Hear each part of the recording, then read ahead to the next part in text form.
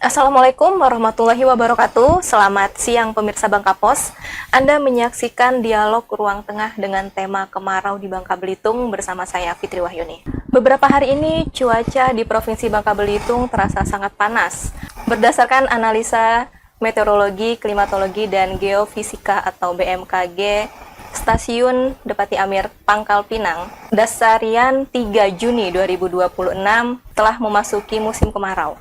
Lantas, wilayah mana saja di Provinsi Bangka Belitung ini yang telah memasuki musim kemarau? Bersama kami telah hadir Bapak Slamet Supriyadi selaku Ketua Tim Data dan Informasi BMKG Pangkal Pinang. Selamat siang, Bapak. Ya, selamat siang pemirsa Bangka Pos dimanapun berada. Iya, Pak, beberapa hari ini cuacanya terasa begitu sangat panas. Ya, betul. Iya. Berdasarkan analisa dari BMKG Pangkal Pinang, Dasarian 3 Juni 2026, beberapa wilayah di Provinsi Bangka Belitung telah memasuki musim kemarau. Lantas wilayah mana saja, Pak, yang telah memasuki musim kemarau berdasarkan analisa dari BMKG? Ya, berdasarkan analisa teman-teman di Stasiun Klimatologi Bangka Belitung, jadi kami ada 2 stasiun di sini, Mbak, yang mewakili BMKG. Yang pertama yaitu dekat stasiun kami, Stasiun Meteorologi Depati Amir kelas 1 Pangkal Pinang. Kemudian ada juga Stasiun Klimatologi Bangka Belitung. Nah, untuk bagian iklim atau yang memprediksi musim adalah Stasiun Klimatologi Bangka Belitung. Berdasarkan rilis mereka, memang di wilayah Bangka Belitung sebagian sudah memasuki musim kemarau, dalam ini yaitu wilayah Bangka bagian selatan, termasuk kota Pangkal Pinang, wilayah Bangka Tengah bagian utara dan bagian tenggara dan tengah, kemudian juga wilayah sebagian Bangka Selatan. Dan untuk Pulau Belitung dan Kabupaten Belitung khususnya dan Belitung Timur memang masih menunggu satu dasarian lagi atau 10 hari lagi apakah dia sudah memasuki musim kemarau lagi atau tidak gitu, Pak. Oke, baik, Pak. Tadi menyebut Kabupaten Bangka Selatan. Ya. Berdasarkan analisa dari satelit BMKG, Bangka Selatan ini mencatat jumlah titik panas atau hotspot terbanyak di Provinsi Bangka Belitung. Nah, bisa dijelaskan, Pak, mengapa? Apakah ada kondisi geografis atau ada kondisi hal lainnya yang menyebabkan Bangka Selatan itu memiliki hotspot terbanyak di Provinsi Bangka Belitung? Ya, memang kalau berdasarkan data yang kita himpun, berdasarkan data klimatologis, hotspot atau titik panas dalam hal ini, memang untuk Juli terakhir sampai hari ini tanggal 7 Juli itu memang untuk Bangka Selatan memang masih tinggi ya, 90 titik panas terpantau. Penyebabnya memang masih perlu kita kaji lagi, artinya kita harus melihat yang pasti yang pertama tadi kita sudah sebutkan bahwa Bangka Selatan sudah memasuki musim kemarau, artinya tingkat kekeringannya sudah lebih kering dibandingkan dengan daerah lain. Kedua, kita juga harus melihat dari pola kebiasaan masyarakat yang mungkin masih gemar membuka lahan dengan cara membakar hutan dan lahan di sekitarnya, sehingga menyebabkan titik panas di sana jauh lebih banyak dibandingkan dengan wilayah Bangka Belitung lainnya gitu, Mbak. Musim kemarau tapi belum bisa dipastikan benar-benar kering atau intensitas hujannya yang tidak ada sama sekali. Bisa dijelaskan, Pak, fenomena hujan lokal atau sporadis seperti apa yang masih berpotensi terjadi di Bangka Belitung ini? Karena kita masih memasuki awal musim kemarau, jadi artinya hujan itu masih tetap ada, tetapi memang mungkin intensitasnya tidak, pertama tidak tinggi atau tidak lebat, kemudian kedua cakupan atau luasan hujannya tidak terlalu luas, artinya mungkin hanya tingkat kecamatan, bisa juga hanya tingkat desa, artinya sangat lokal, makanya disebut sebagai hujan lokal kalau masyarakat kenal.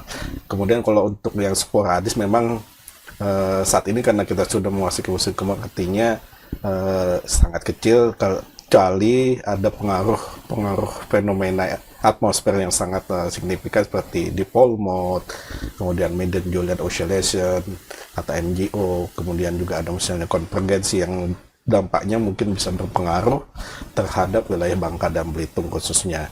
Tetapi itu pun biasanya rentang waktunya tidak terlalu lama, Mbak. Artinya paling lama ya 3 sampai dengan 5 hari itu dia akan semakin menurun intensitasnya, sehingga mungkin tidak lama akan sangat kering lagi gitu, Pak.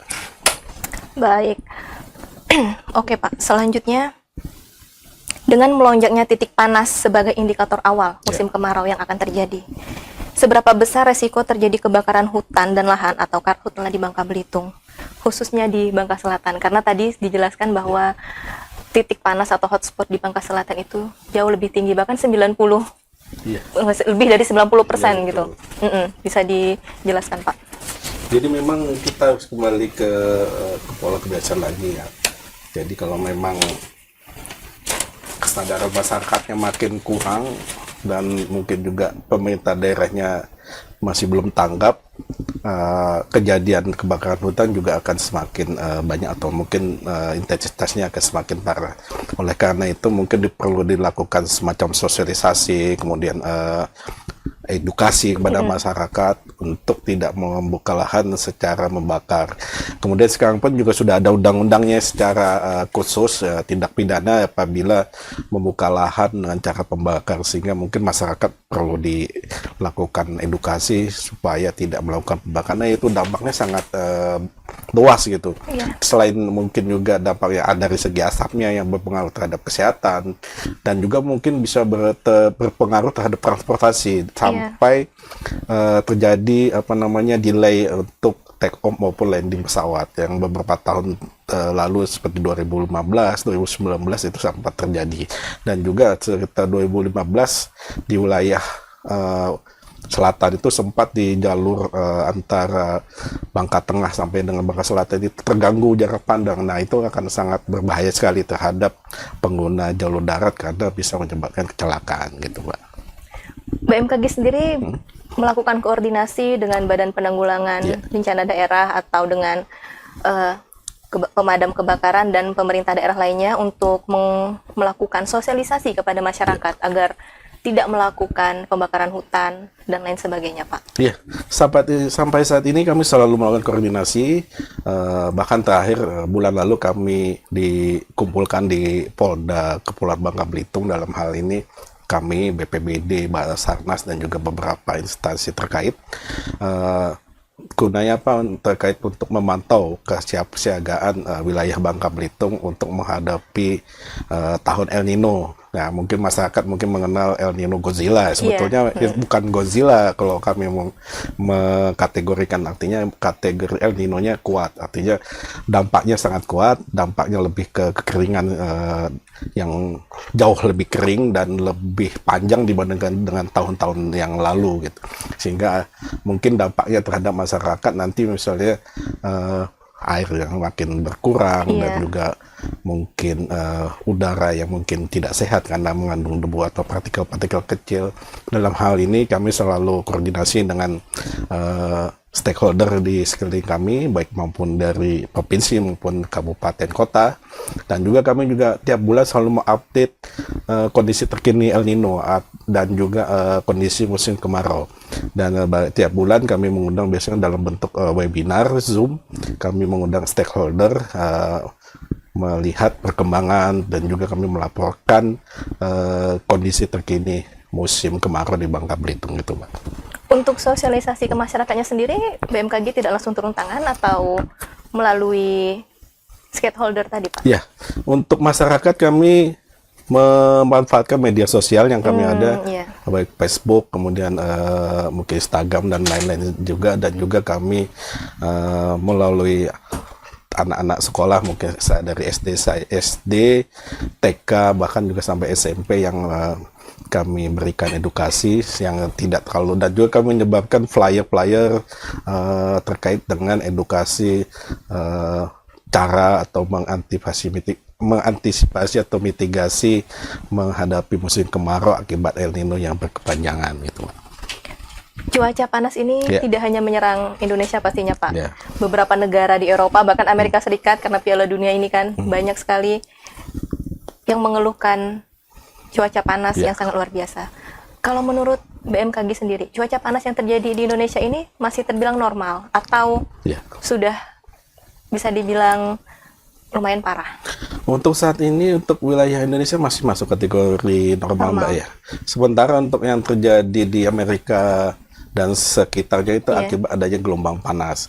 Sementara Indonesia itu tidak dilanda oleh gelombang panas, hanya karena kita memasuki musim kemarau ya, salah satu cirinya itu pertama suhunya lebih tinggi dibandingkan dengan normalnya atau sebulan 2 bulan sebelumnya. Kemudian kita merasakan udara jauh lebih kering dibandingkan dengan ketika musim hujan pasti. Dan tambah lagi tadi El Nino juga menambah kekuatan dari musim kemarau sehingga lebih kering lagi, sehingga kita akan merasakan lebih panas, kemudian juga udara kering dan mungkin agak sedikit berdebu begitu, Pak. Berapa lama cuaca kemarau ini akan berlangsung di Indonesia, Pak? Ya, mudah-mudahan sih tidak terlalu lama ya. Harapan kami nanti akhir-akhir November, Desember sudah mulai turun hujan, musim hujan, karena di periode itu angin monsun Asia sudah masuk ke Indonesia dan biasanya wilayah Indonesia akan memasuki musim hujan. Dan juga kepatuhan kita untuk kondisi nilai El Nino-nya juga mengalami penurunan pada bulan-bulan tersebut. Ya, harapan kita tidak sepanjang tahun 2019 atau tahun 2015 yang sampai akhir tahun gitu. Mudah-mudahan sih sampai November gitu. Kita berdoa bersama-sama. Yang perlu kita siapkan adalah mitigasinya bagi masyarakat, bagaimana menghadapi kemarau yang lebih panjang tahun ini gitu, Pak. Baik, kita kembali ke Kabupaten Bangka, ke Provinsi Bangka Belitung maksud saya. Bangka Selatan tadi memiliki titik hotspot paling tinggi. Nah,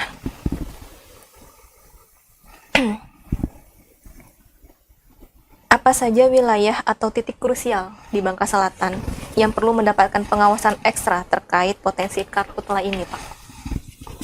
Ya, memang untuk titik krusial memang kembali lagi tadi peran serta pemerintah pastinya, dan juga melibatkan tokoh masyarakat, kemudian pemangku jabatan. Artinya semua masyarakat kita harus libatkan, karena kalau kita hanya melibatkan satu, hanya dua, tidak sampai ke titik permasalahan. Makanya perlu kita melakukan mungkin juga forumnya atau semacam tim yang memang kita bentuk untuk mengurangi atau menghadapi bahaya kebakaran lahan dan hutan akibat dari keringan. Dan juga tadi yang kami sampaikan melibatkan seluruh masyarakat, mulai dari pemangku jabatan sampai tokoh masyarakat, bahkan mungkin sampai lintas terkecil ya, dalam ini mungkin RT RW yang mungkin mereka lebih paham daerahnya mana yang rawan terjadi kebakaran hutan, dan juga mungkin bisa melakukan penindakan dalam hal ini.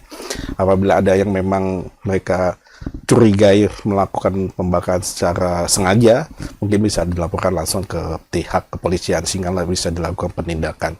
Dan apabila sudah melakukan pembakaran, mungkin segera melaporkan ke pihak terkait seperti BPBD, mungkin juga Damkar, yang untuk dilakukan pemadaman segera supaya tidak meluas cepat, karena kondisi kemarau ini kan sangat kering, ditambah lagi angin lebih kencang dibandingkan dengan musim hujan, sehingga penyebaran luasan apinya itu akan lebih cepat, sehingga kalau dilakukan pemadaman sedini mungkin diharapkan tidak meluas ke tempat lain gitu.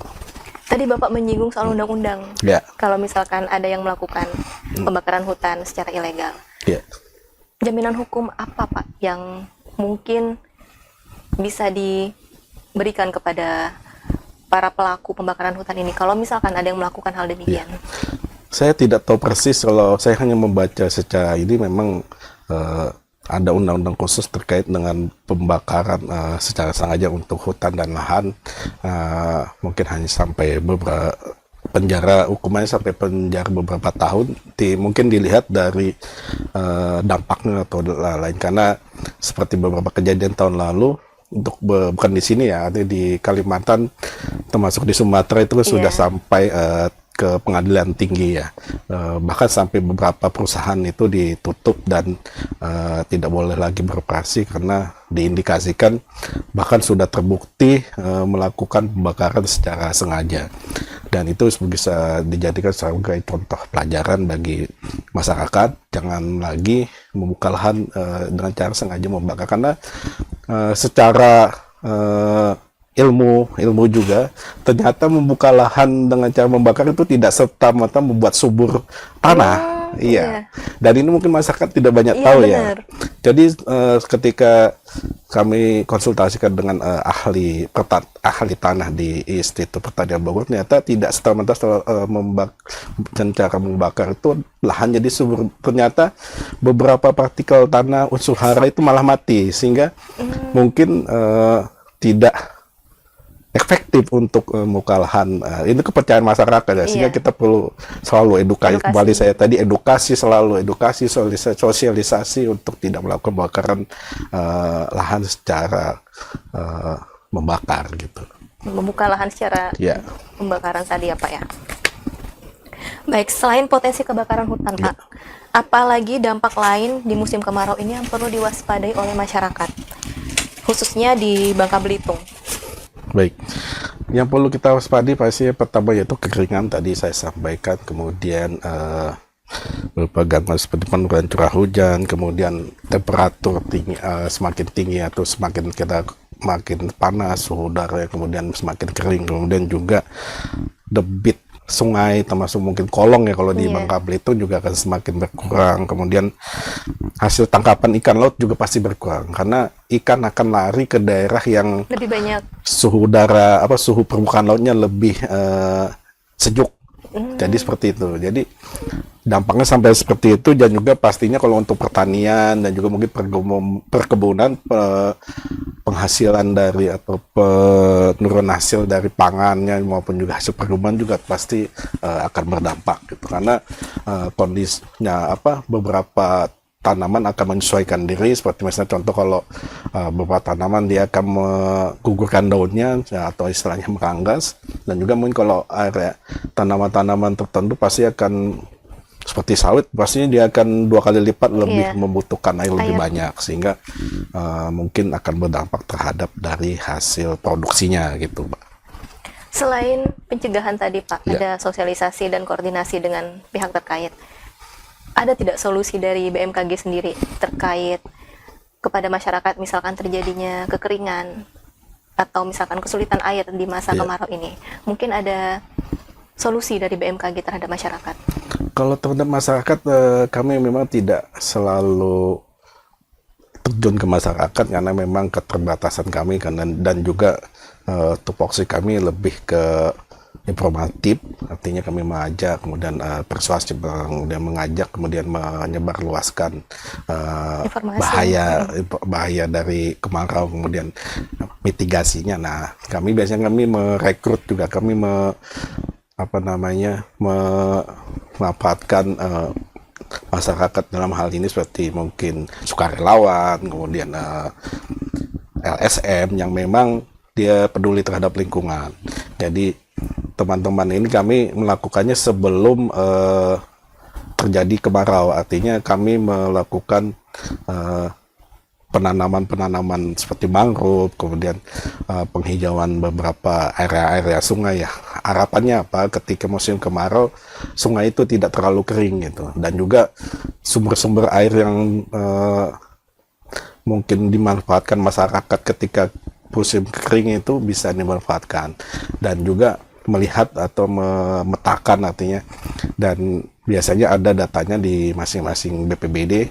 Dia biasanya memetakan daerah-daerah mana yang rawan kekeringan, dan juga bisa melihat seberapa besar kebutuhan masyarakat terhadap pastinya sumber air bersih, karena pada musim kekeringan itu pasti PR-nya adalah sumber air bersih. Jadi mereka harus lihat sumber air bersih mana yang bisa dimanfaatkan ketika akan menghadapi musim kemarau. Jadi kita hanya melihat sampai segitu saja, dan kami juga pastinya juga selalu mengupdate informasi cuaca terkini, termasuk juga informasi iklim, bekerjasama dengan stasiun klimatologi Bangka Belitung. Tidak setiap hari ada kondisi cuaca dan iklim, dan menyebarluaskan di grup-grup yang ada stakeholder. Dalam hal ini kalau di kami ada namanya grup Pusdalop Kepulauan Bangka Belitung, yang di dalamnya terdiri dari BPBD, kepolisian, TNI maupun pihak-pihak terkait yang siap atau siap mempunyai kemampuan untuk melakukan mitigasi atau melakukan semacam penanggulangan terhadap bencana lebih kali ke bencana kekeringan gitu Pak. Seberapa akurat Pak informasi yang diberikan oleh BMKG? Setiap hari diupdate kan Pak? Setiap hari diupdate ya. Iya, seberapa akurat itu Pak? Untuk saat ini memang akurasi kami masih menyentuh 70-90%. Artinya tiap berbulan berbeda ya, tergantung dari kondisi atmosfer. Dan khusus untuk musim kemarau ini kami berikan sudah mendekati 80% untuk akurasinya gitu Pak. Apa himbauan atau rekomendasi konkret dari BMKG kepada masyarakat, terutama yang beraktivitas di luar ruangan atau di dekat area lahan kering selama musim kemarau ini? Ya. Kami menghimbau untuk masyarakat yang selalu atau sebelum melakukan aktivitas di luar ruangan, pertama yaitu selalu jaga kesehatan, mungkin menggunakan masker, kemudian tidak lupa untuk mengkonsumsi vitamin, kemudian jika sengaja atau terpaksa keluar melakukan aktivitas di outdoor, ya sebaiknya menggunakan pelembab atau pelindung ultraviolet supaya tidak terjadi penyakit yang timbul. Kemudian beberapa faktor juga harus diperhatikan. Kondisi lingkungan juga kita harus perhatikan, jaga lingkungan kita, lestarikan lingkungan kita. Kemudian mungkin juga menanam beberapa pohon supaya dampaknya apa ketika musim kemarau kita tidak terlalu panas kita rasakan. Kemudian juga mengoptimalkan tabungan air seperti waduk. Kemudian kalau di Bangka Belitung karena kita banyak kolong, itu kita manfaatkan sebagai sumber air ketika di lingkungan atau di rumah kita sudah sangat kekurangan air bersih. Kemudian juga perkuat koordinasi dengan masyarakat, pemangku jabatan yang diperlukan supaya tidak ada kebakaran hutan, sehingga jika ada kebakaran bisa langsung segera ditangani, dan bisa mungkin kalau bisa ditangkap pelakunya, bisa lakukan segala pengamanan. Kemudian juga bisa kita melakukan gotong royong, kemudian selalu mempererat silaturahmi antar tetangga supaya kita bisa menghadapi kekeringan ini bersama-sama dan bisa cari solusi bersama ketika ada suatu masalah seperti kekeringan air, supaya nanti sama-sama kita bisa menghadapi atau memitigasi kejadian kekeringan ini gitu Mbak. Seberapa bahaya sih Pak musim kemarau saat ini? Sebab bahaya cukup berbahaya Mbak, karena berdasarkan prediksi kita tahun ini kita akan menghadapi kekeringan yang jauh lebih kering dan lebih panjang dibandingkan tahun lalu gitu. Apakah lebih tinggi derajatnya dibandingkan tahun-tahun sebelumnya? Kelihatannya tahun ini lebih tinggi dibandingkan tahun-tahun lalunya. Berapa, tetapi Pak? Mungkin tidak lebih parah dari 2015 harapan kita ya. Iya. Karena 2015 itu cukup parah sampai dengan beberapa tempat itu titik panas juga banyak, kemudian kejadian-kejadian delay pesawat juga sampai terganggu pada saat itu. Harapan kita tidak sampai lebih parah dari 2015 gitu. Di angka berapa itu Pak yang pernah tertinggi dan yang saat ini sedang terjadi di Provinsi Bangka Belitung? Kalau angka tertingginya saya tidak bisa, kalau kita dalam persen artinya yang memang paling parah ya selama kami berdinas di sini memang paling parah ada 2004 dan 2015, itu 90% wilayah Bangka Belitung itu cukup besar kekeringannya. Harapan kami sih mudah-mudahan tidak lebih dari 70% itu untuk tahun ini ya, karena kita sudah melakukan koordinasi dan juga mempersiapkan sedini mungkin dan mengantisipasinya sedini mungkin. Harapan kita tidak sampai dalam tahap gawat darurat seperti yang pernah terjadi di Jambi, di mana langit itu sampai berwarna orange keunguan ya. Kita harapan jangan seperti karena akibat adanya kabut asap. Makanya mungkin dalam program ini juga kami sampaikan selalu menghimbau untuk masyarakat tidak melakukan pembakaran hutan dengan sengaja. Itu harapan kami, karena itu yang kita takutkan saat ini, karena asapnya itu bisa sangat mengganggu sekali, bukan tidak hanya kesehatan, tetapi yaitu saya sampaikan tadi, sampai ke transportasi, bahkan sampai ke membahayakan manusia. Artinya beberapa manusia atau beberapa orang mungkin ada toleransinya karena kesehatan terganggu, ditambah lagi asap mungkin bisa mengakibatkan kematian. Itu yang kita tidak harapkan itu, Mbak. Selain berdampak kepada transportasi karena adanya kebakaran hutan yang terjadi, Pak. Ya. Untuk sektor pertanian sendiri, apakah ada solusi bagi para petani terkait misalkan kekeringan ini terus berjalan cukup panjang? Ya. Untuk petani kami punya namanya kalender tanam, KATAM sebutnya, dan yang dilakukan oleh teman-teman di stasiun klimatologi ada namanya sekolah lapangan iklim. Jadi kami melakukan edukasi di situ dan juga membentuk semacam grup ya, artinya grup tani, di mana kami selalu mengupdate informasi terkini iklim maupun cuaca di situ. Dan kami menghimbau jika memang kita akan menghadapi musim kekeringan yang berkepanjangan, pertama yaitu mungkin merubah tanamannya akan kita tanam. Artinya tidak, kalau mungkin awalnya padi, mungkin kita tanam seperti tanaman palawija, kacang-kacangan atau semacam terong dan sayur-sayuran, itu bisa tanaman yang artinya tanaman yang memang jauh lebih baik atau lebih kuat tahan terhadap kekeringan dibandingkan dengan tanaman seperti padi yang memang membutuhkan air jauh lebih banyak. Iya, artinya kita modifikasinya seperti itu.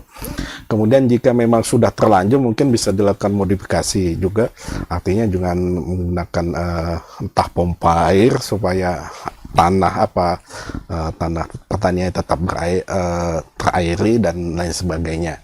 Dan mungkin juga melakukan modifikasi lainnya, artinya menyesuaikan lahannya dan melakukan mungkin atau tidak menanam dahulu, mungkin juga membiarkan tanamannya supaya tidak menimbulkan kerugian yang jauh lebih besar dibandingkan kalau kita memaksakan untuk menanam. Karena seperti kita tahu yang tadi saya sampaikan, kita akan menghadapi musim kekeringan yang lebih panjang, pastinya airnya akan lebih jauh rendah dibandingkan dengan ketika musim penghujan, di mana curah hujannya juga atau hujannya mungkin tiap hari ada, sehingga mungkin bisa terairi pertaniannya gitu.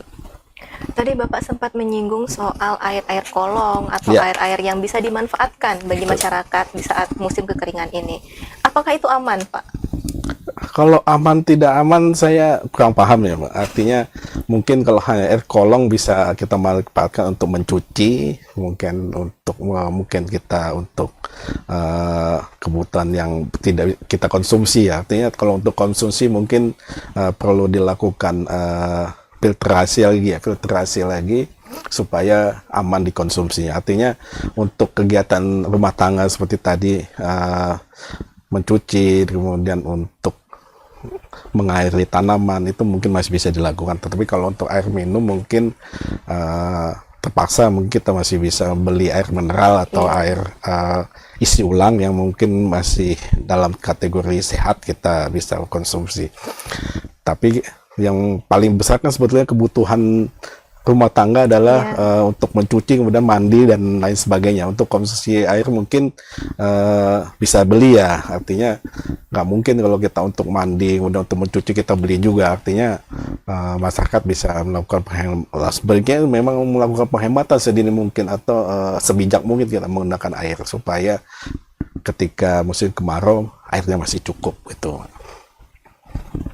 Jikalau kekeringan ini terus berjalan lama dan mungkin akan terjadi atau terulang lagi kondisi di tahun-tahun sebelumnya yang sempat kekeringannya itu sangat ekstrim, ada solusi nggak, Pak?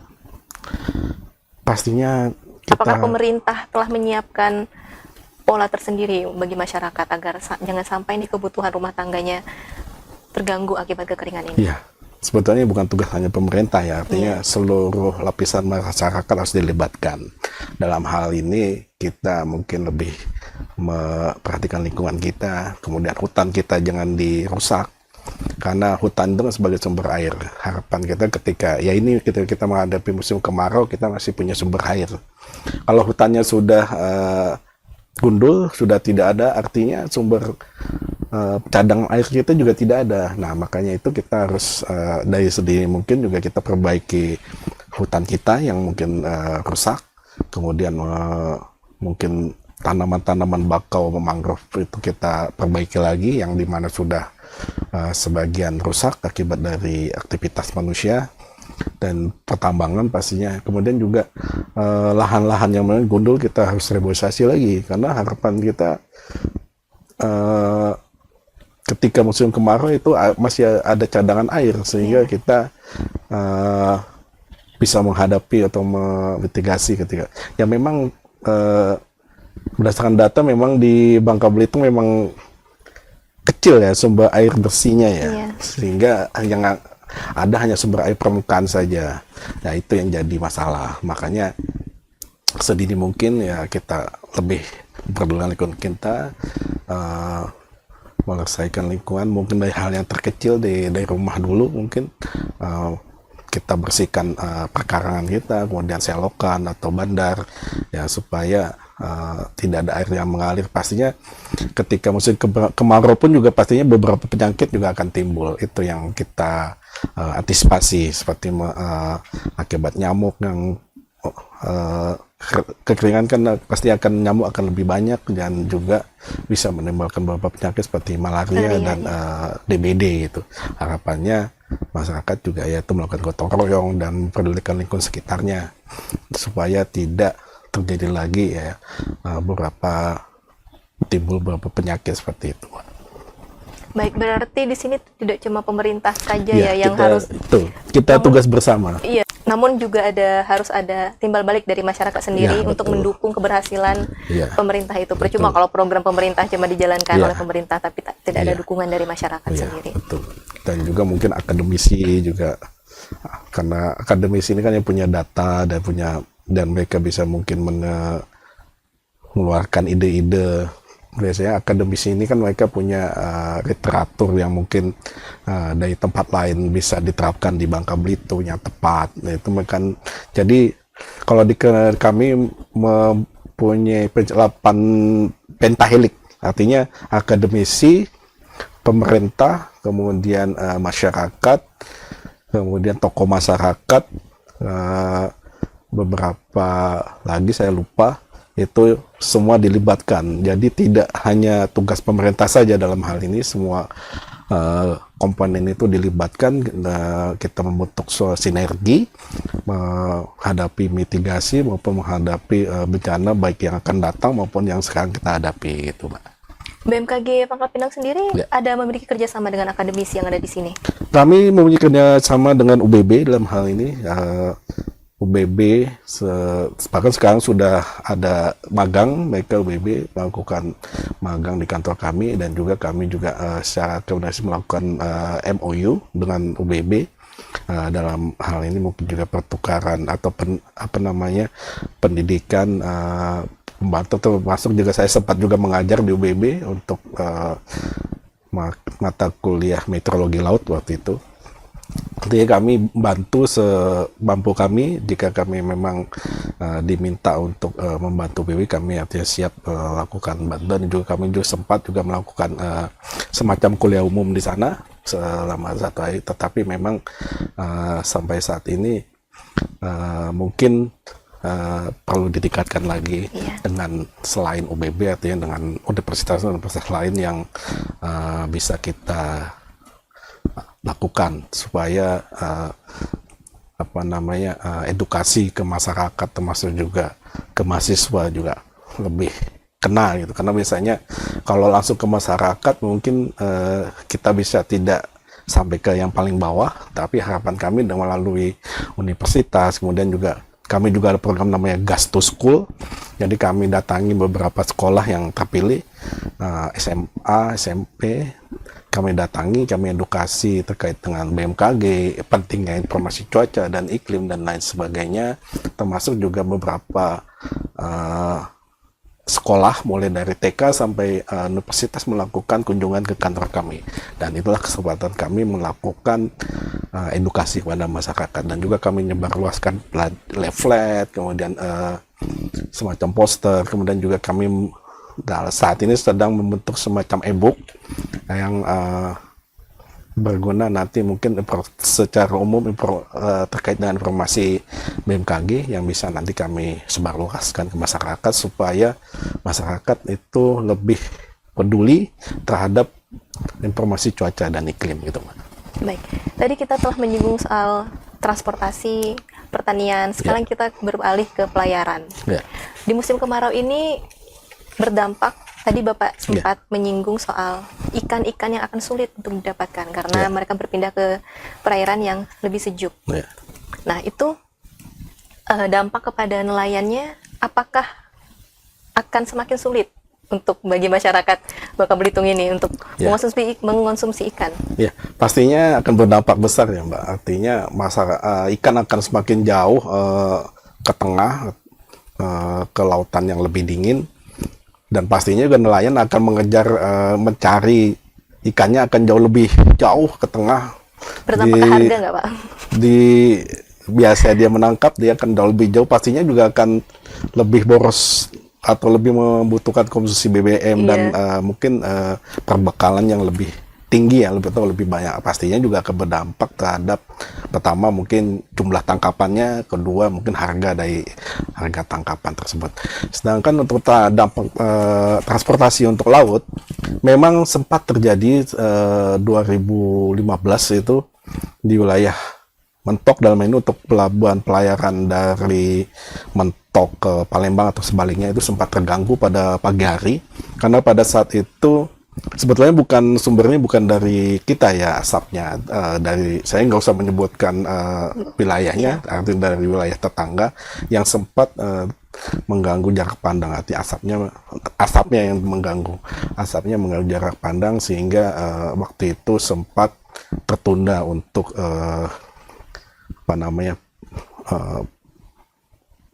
kapal yang menyadar baik dari arah Palembang maupun daerah Mentok atau sebaliknya itu.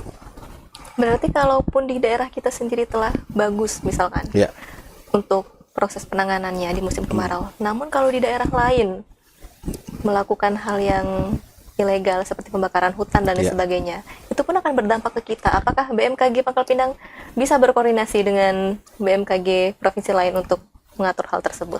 Iya, pastinya dampaknya juga akan pengaruh ya. 2015 sempat kita terkena dampaknya dari provinsi tetangga. Artinya kami juga punya satu sistem artinya yang memantau kondisi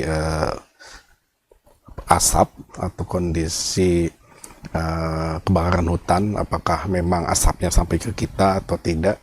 Dan ya memang kalau untuk sesama kami mungkin agak mudah ya, Mbak, tapi yang kita sulit kan antar provinsi nih. Iya. Itu yang agak sulit. Artinya masing-masing daerah pasti juga mungkin tidak menginginkan asapnya sampai ke daerah lain atau merugikan daerah lain. Makanya perlu dilakukan pencegahan sedini mungkin supaya titik-titik panas yang mungkin saya jelaskan dulu. Untuk titik panas sebetulnya belum tentu itu dia api. Nah, kita harus bedakan antara titik panas dan titik api. Kalau titik api itu sudah pasti api. Kalau titik panas itu dia, kalau dari satelit dia memantau bahwa daerah tersebut dia ada panas yang tinggi sehingga diindikasikan sebagai titik api. Hal apa yang membuat itu tuh terindikasi panas? Pastinya kalau panas dia suhunya akan semakin tinggi ya. Artinya suhu tanah dari pantauan sensornya dia akan semakin tinggi. Semakin kalau kita kategorikan mulai warna, dia akan ada warna mungkin biru, kuning, dan merah kalau di hotspot itu. Jadi kalau merah itu 80-90% itu pasti titik api, bisa dipastikan. Tapi kalau masih biru itu masih 50-50, artinya masih perlu dilakukan cek ground, artinya cek langsung ke tempat begitu. Dan biasanya untuk kita laporkan hotspot itu biasanya sudah dengan koordinatnya, dan biasanya yang paling intens itu rekan-rekan di TNI Polri yang langsung melakukan pengecekan ke lapangan. Dan bila memang sudah ada titik api, biasanya mereka langsung melakukan tindakan pemadaman sedini mungkin. Dan biasanya bekerja sama juga dengan BPBD dan juga Manggalakni dalam hal ini. Tuh. Di Bangka Selatan tadi titik hotspot panas Ya. atau api, Pak? Kalau kami melaporkannya hotspot. Kalau tadi saya sampaikan di atas, kalau merah itu biasanya di atas 80% itu sudah kemungkinan titik api. Ya. Berarti kalau di Bangka Selatan masih tergolong aman lah ya, Pak ya? Kalau data belum? kita sih masih 90 titik ya sampai tanggal 1 sampai 7 hari ini. Itu memang lebih tinggi dibandingkan dengan tahun lalu, tapi harapan kita sih bisa segala ditanggung atau segala dipadamkan gitu, supaya tidak menyebar ke tempat lain, itu harapannya, dan juga tidak semakin meluas harapannya. Berarti di sana ada kebakaran hutan? Kebakaran hutan kita tidak tahu, tidak bisa karena kita harus melakukan pengecekan dahulu. Kita bisa lihat apakah itu hutan atau mungkin hanya perkebunan ya. Kalau hutan kan juga masih perlu dilihat apa itu hutan lindung atau hanya hutan produksi, kita harus lihat dari tempatnya. Pastinya memang ada kebakaran lahan atau hutan gitu di sana. Tetapi luasannya kita harus lihat gitu. Apakah memang luasnya cukup ini dan apakah sudah dilakukan penanganan, itu harus kita lihat juga. Karena mungkin teman-teman di Bangka Selatan juga mungkin saat ini lagi repot untuk penanggulangan hal tersebut gitu, supaya tidak meluas dan juga merugikan masyarakat. Kalau sudah sampai ke perumahan, mendekati perumahan kan mau tidak mau kita harus melakukan penindakan sedini mungkin kan, supaya tidak merugikan masyarakat begitu. Kalau hutan-hutan produksi mungkin juga bisa dilihat, kalau dia akan semakin mendekati, pastinya dia akan biasanya beberapa perusahaan yang punya hutan produksi itu biasanya mereka selalu siap alat pemadam api biasanya. Dan biasa kalau ada api yang mendekati lahan produksinya, mereka biasa lakukan tindakan sedini mungkin supaya tidak menyebar ke daerahnya atau ke tanaman produksinya gitu. Tapi pemerintah daerah setempat tidak melakukan penanggulangan atau apa gitu Pak di daerah sana? Setahu saya BPBD dalam hal ini yang di tiap kabupaten sudah ada, artinya BPBD yang mungkin melakukan tindakan tersebut, dan biasanya bekerja sama dengan TNI Polri dalam hal ini yang langsung melakukan tindakan ke lapangan biasanya.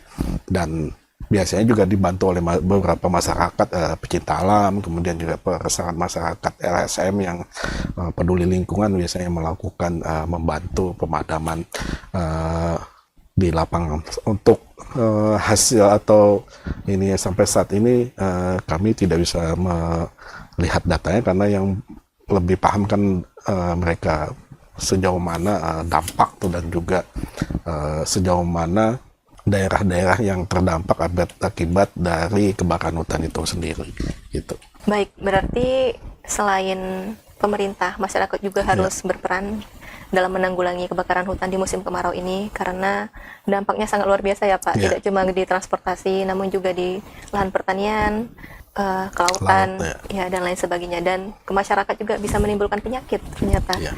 Penyakit juga semakin meningkat, dan itu pasti akan sangat mengganggu kehidupan kita. Baik pemirsa Bangka Pos, sekian sudah dialog Ruang Tengah kita pada hari ini dengan tema kemarau di Bangka Belitung. Terima kasih kepada Bapak Slamet Supriyadi selaku Ketua Tim Data dan Informasi BMKG Bupati Amir Pangkal Pinang. Baik pemirsa, saya Fitri Wahyuni pamit undur diri. Terima kasih dan